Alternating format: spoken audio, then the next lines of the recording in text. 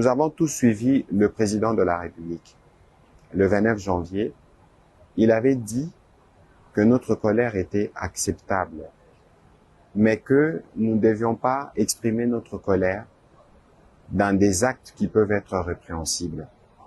Ici, je voudrais spécifiquement m'adresser aux jeunes de Kinshasa, parce que nous avons lu, on a vu qu'il y avait des réactions de colère, compréhensibles d'ailleurs, lorsqu'on a vu les images de nos pères de l'Église catholique et protestante avec ce que nous considérons comme des ennemis. L'Église a vocation de travailler pour la paix. Et donc aujourd'hui, il faut considérer que l'œuvre de prêtres s'inscrit dans le cadre de la recherche de la paix, tel qu'ils en parlent, le pacte social pour la paix, et une démarche qui a été présentée au président de la République. Et donc, il est hors des questions que même si nous pensons, même si nous avons raison d'estimer qu'il ne devait pas serrer les mains aux ennemis, mais il faut considérer que c'est aussi cela, la démocratie ou la marche pour aller vers la paix. Les églises, les lieux des prières sont des lieux sacrés.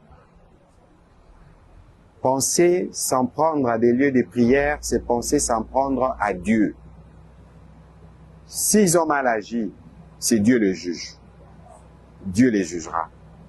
Mais ce serait inacceptable que des gens s'élèvent pour aller perturber, et pour penser même perturber les services religieux un jour de dimanche.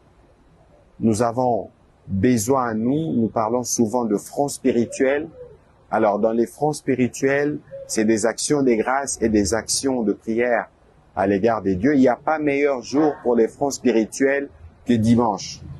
Alors, ne désacralisons pas ces jours-là, parce que il y a des gens qui pensent qu'il faut passer par des actes qui sont intolérables. Restons dans la ligne du président de la République et dans la ligne du gouvernement, revendiquons ce que nous souhaitons par la paix et par des moyens pacifiques. Les prêtres auront l'occasion, quand ils auront terminé leur consultation, de s'exprimer, et en ce moment-là, on pourra justement voir la pertinence et le sens de leur démarche auprès de ceux que nous considérons comme des ennemis.